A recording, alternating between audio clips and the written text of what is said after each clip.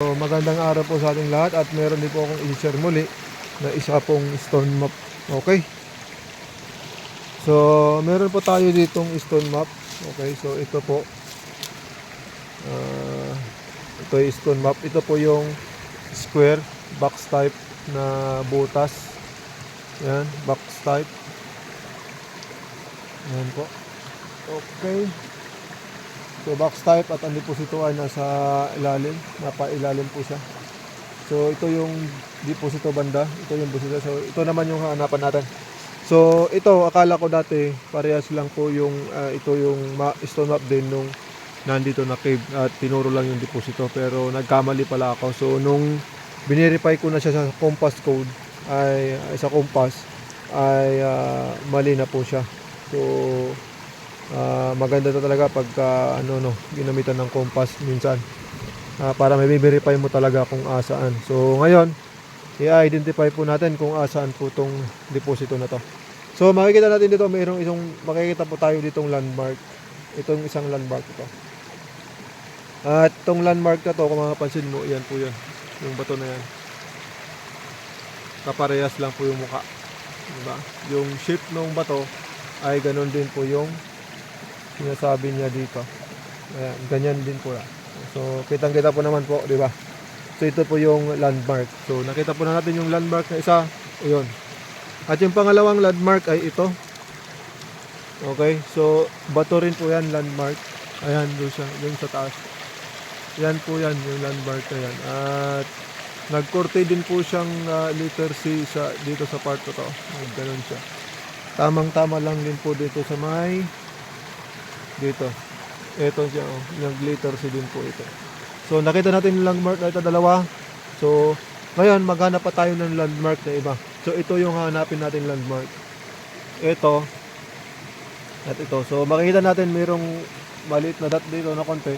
May dot pa rito. So yan. Yan at saka ito. Dot ito. So ito lang po yung hanapin natin ng mga landmark. Ito. Okay na to para magiging landmark natin para matuntun natin ito. So ito lang yung nahanapin natin, 1, 2, 3, 4. So marami pa pong iba na landmark, pero yan na lang po kasi yun po yung pinakamalapit dito at pinakamadaling mahanap. So yun na lang hinanap natin kasi yung mga iba pong landmark dyan back up na po. Okay, so back up. So ito rin po yung isang landmark na malaking bato rin to. Okay, so makikita natin yan. At ito lang, so hanapin po natin yung landmark. So nakita natin yung unang landmark na bato, yan. At saka, ayun. So ngayon, puntahan natin itong landmark na to. Ito, at saka ito. Okay, so yung shape din nito ay medyo letter C doon sa right side banda. So makikita natin yan pagpunta natin. At saka sa ito ay batong medyo malaki to na bato. Okay, and then ito makikita natin ito, yung shape ng batong ito kaparehas niya, yung dot na to ay magkaparehas yung shape ng bato. Okay, sa side. Okay, punta natin. Okay, so ito yung landmark na isa. Nakita po natin yung landmark. Ito na. Ito yung isa. Ito yung magkatabing landmark ng isang bato.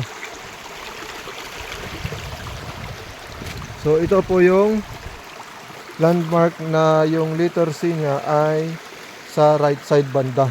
So pansin niyo po. Ayan. So yung letter C niya ay nasa right side banda. So ito po yon. Okay. Ayan, letter C niya po ay sa, pag nakaganyan tayo, di ba? Right side. O parang letter D siya. Ayan, letter C niya. Okay? So nakita natin, at saka yung sabi ko, yung katabi niya ay bato din. Ito po yung bato na yan. Ito po yung part na bato na yan. Yan. At yan. Ito po yun. Yung bato na yan. Okay? So ito po yung bato na yan. And then yung yung sabi kong yung shape na bato na isa na naandun. Ayun. So, tingnan po natin yung style ng bato, ng shape ng bato. Yung pero nakasa ano sa So yan po, ito po yung mukha ng bato na ginuhit doon sa bato, di ba? Yung style niya, yung pag ganun siya, yung isang guhit na ton. So yan po yung landmark na isa. Layo natin kasi medyo malaki kasi ito. Ayan, yan yung landmark. So makikita natin yung itsura na. Ayan, o kamukha. So yan. At siyempre ang basihan natin itong landmark na to. So meron itong landmark ito isa. Yung dalawang landmark na yan at saka ito. At katabi niya po yung deposito. So dito po banda po yun. Dito banda po yung spot natin, yung deposito natin na may butas na na square at patusok pababa. Dito po yung deposito. So papaganon po siya. Okay, so ayan. Yan po ang ating pag-analyze sa area. At babalikan po natin yung stone map ulit para ma-review.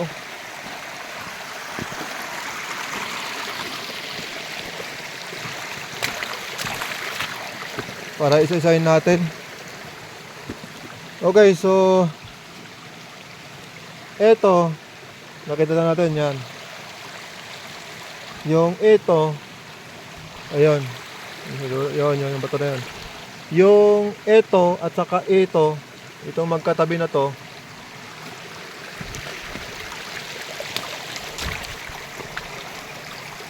yun po yun. Yun. Yung bato na yun at saka yung bato na yun sa side na yun. Ayun. Okay. Yan po yun. At saka yung isang bato doon sa likod na yung shape niya ay medyo paguhit na ganon. Ito po yun. Medyo oblong siya. Sobrang oblong. Ito po yun. Ito po yun. Kaya pag tinignan mo siya, ito, yung parang pagka binidyo ko kanina ng pag ganun. So ganun din po yung kaitsuran din po niya, di ba? So yan po yung landmark na ating hinahanap. So kaya pagka nakikita natin to, yung landmark to na magkatabing bato, alam na natin na yung deposito nandito. Ito po yung deposito. At papasok po sa bundok ng konti. Okay, so sa yung deposito. So ayan po yung nakita natin landmark at nakita po natin kung saan po yung banda yung deposito. So makikita natin yan. At ito po yan. Okay, so yun yung landmark, yung deposito na andun lang. Okay, so ganun lang po ang pagbasa po. Kailangan lang po maintindihan at ma-sure mo lang po yung yung mga landmark. Ang pinaka-importante ka dito sa mga stone map ay yung landmark. So kailangan mong siguraduhin na yung tinutukoy nitong nasa stone map ay makikita mo talaga. Na sure ka na yun po ay exact talaga na siya yun. At mabiverify mo yan sa mga nakalagay o naka-indicate sa mga yan na compass bearing. Okay, so meron mga compass bearing po yan na sumusuporta sa mga landmark at makikita mo kung tama ba talaga. Okay? So yun po yun. At paano nga, ito nga po yung landmark na yun ay makikita mo kung paano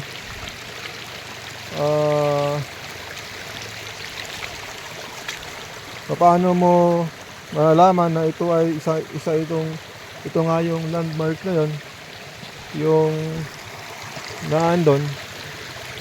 Okay, so paano malalaman?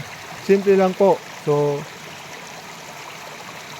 dito makakita ka po ng bearing point na tama po sa mga landmark. Ayan. Sa mga landmark na ginamit na bato. So katulad nito, ito po. So makikita natin dito ay meron tayo ritong landmark na papalo po sa 33 33, yung south nakapoint sa 335. Okay, so dapat ito ay nakapoint sa 335. Ayan.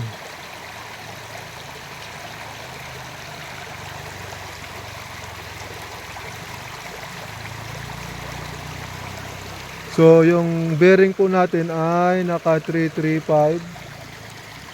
Tignan natin. South pointer. So, makikita mo natin yun na.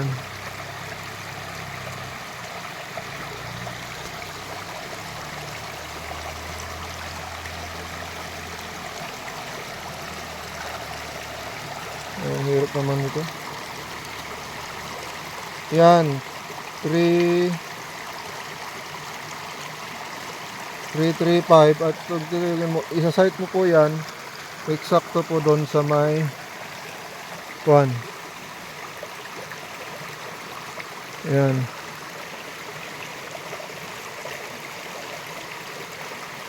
Okay, so yan po. Yan, eksakto po yan, 335 po yan. Ayan o. O, eksakto po yan. Ayan. 335. At saka, doon sa bato na rin po ay magkakaroon siya ng katulad dito. Almost. So, makita natin.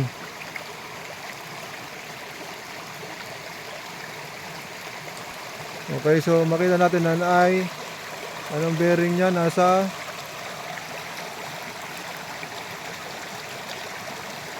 mga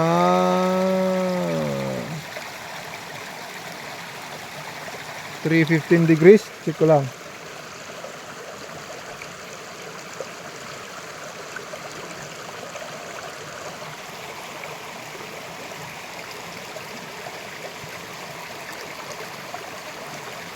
Nasa